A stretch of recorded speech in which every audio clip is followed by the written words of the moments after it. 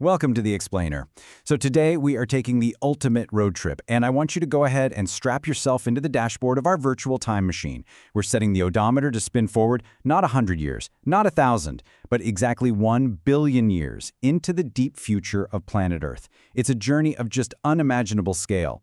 I mean, the map of the world, the night sky, and life itself, it's all going to be radically rewritten. But actually, before we even hit the gas, we really have to ask the ultimate question. Will anyone even be around to greet us when we arrive? Let's be real for a second. The chances of humans standing by to welcome our time machine 1 billion years from now are, well, they're pretty low. To get there, our species has to survive an intense gauntlet of existential threats. We're talking climate change, global nuclear war, killer asteroids, new ice ages, and the inescapable fact that our own sun is getting a whole lot hotter. It is a monumental hurdle, right? So let's hit the accelerator and see exactly what we and our planet are up against. All right, let's dive right into Era 1, the near future. We are kicking things off with human-scale changes that are basically just around the corner, geologically speaking. Orienting ourselves on the dashboard timeline here, we've got our first deep time milestones. We're jumping ahead to 10,000 AD, then 20,000 AD, and pushing right on to the 50,000-year mark. Now, while the Earth itself might look kind of familiar at this early stage, human civilization is going to experience some absolutely massive shifts. Our first stop is just under 10,000 years from now. And get this, our descendants are going to run into a surprisingly familiar tech headache. It's called the Deca-millennium bug. Basically, in the year 10,000 AD, any software that's still using our current calendar encoding won't be able to process dates with more than 4 decimals. It's literally the Y2K bug all over again, just scaled up for the deep future. Fingers crossed humanity panics a little less this time around and pushes out a software patch before midnight. Physically and culturally, we're in for a total transformation. By that 10,000-year mark, regional genetic traits, things like skin and hair color, will be completely evenly distributed around the globe. We're going to be one beautifully blended human family. Fast forward another 10,000 years to 20,000 AD, and not a single language spoken today will be recognizable. Future languages are projected to retain a mere 1% of their present-day core vocabulary. It'll sound entirely alien to our ears. Jumping ahead to the 50,000-year mark, we hit a literal cold spell. Earth is slated to enter a new glacial period, triggering a brand new ice age. But here's a wild fact. Amidst that freeze, exactly 1 second will be added to a full 24-hour day on Earth. It's this profound reminder of the gradual, unstoppable slowing of our planet's rotation. I mean, think of all the activities you could do with 1 extra second a day. Okay, moving on to Era 2, a million years out. We're officially leaving human history in the rearview mirror and entering an era where planetary catastrophes really start testing the boundaries of survival. The stakes are definitely escalating here. Accelerating to 250,000 years, the Lohe volcano is going to break the ocean surface, gifting Hawaii a fiery new island. Nice, right? But at 500,000 years, our luck takes a serious nosedive. We are due for a massive asteroid impact, greater than 1 kilometer in diameter. If we aren't around to somehow deflect it, it's going to blast a crater 400 kilometers across, making the Earth's air temporarily unbreathable. And if we survive that, well, the 1 million year mark is waiting for us. At the 1 million year mark, we are looking at a supervolcano eruption. It's going to spew out 3,200 cubic kilometers of ash. To put that completely insane number into perspective, that is enough lava to fill 75% of the Grand Canyon. It's a cataclysm on par with the ancient Toba eruption that nearly wiped out our human ancestors 70,000 years ago. The planet is basically going to be choked in darkness. But hey, if you look up through that hazy sky, the cosmos is going to put on the greatest fireworks show in history. The red supergiant star Betelgeuse will have finally exploded into a supernova.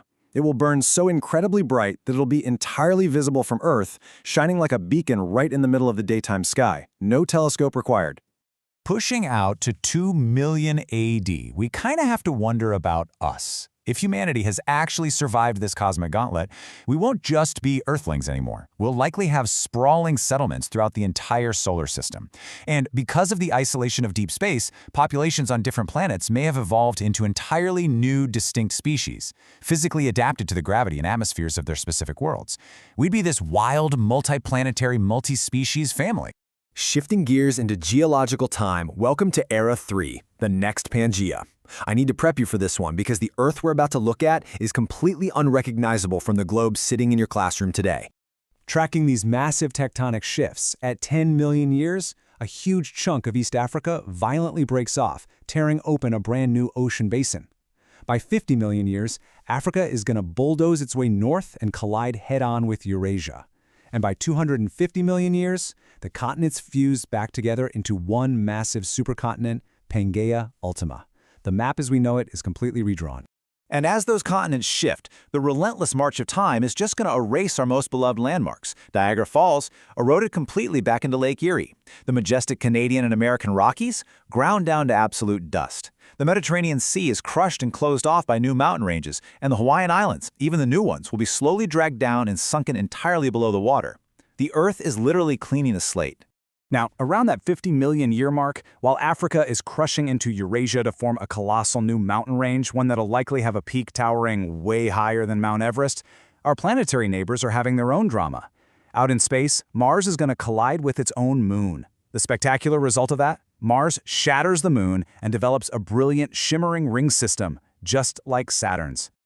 But, lest we get too comfortable enjoying the view of a ringed Mars. Hitting the 100 million year mark brings a sense of inevitable dread. We are due for another asteroid impact. And not a small one. We're talking a massive 10-kilometer wide rock. Yep, that is exactly the same size as the one that wiped out the dinosaurs 66 million years ago. History, it seems, has a really dark sense of humor and a very strict cosmic schedule.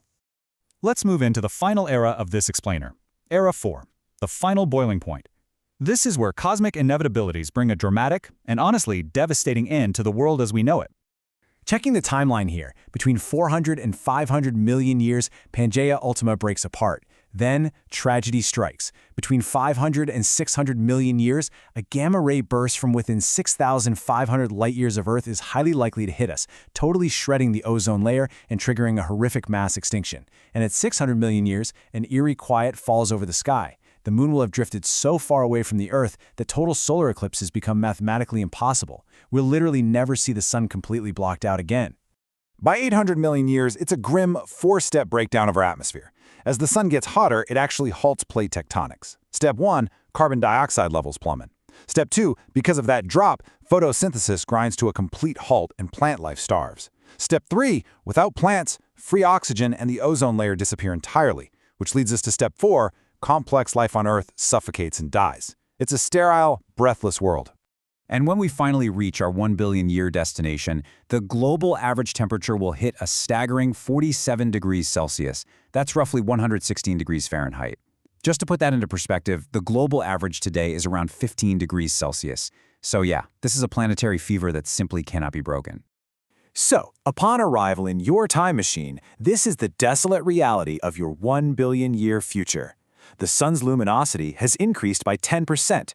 The atmosphere feels like a suffocating, damp greenhouse. Our vast, beautiful blue oceans, they've almost entirely evaporated, leaving nothing but shallow, super salty pockets of water huddled at the extreme poles. Earth has become fundamentally uninhabitable. The intense heat and absolute lack of breathable air mean you definitely shouldn't stay long. Which leaves us with one final, awe-inspiring question as we look out the window of our time machine. When the Earth's oceans finally boil away, where in the cosmos will humanity be living? Will we be thriving on some far-off exoplanet, having escaped our dying cradle? Or will we have discovered other forms of intelligent life out there in the dark?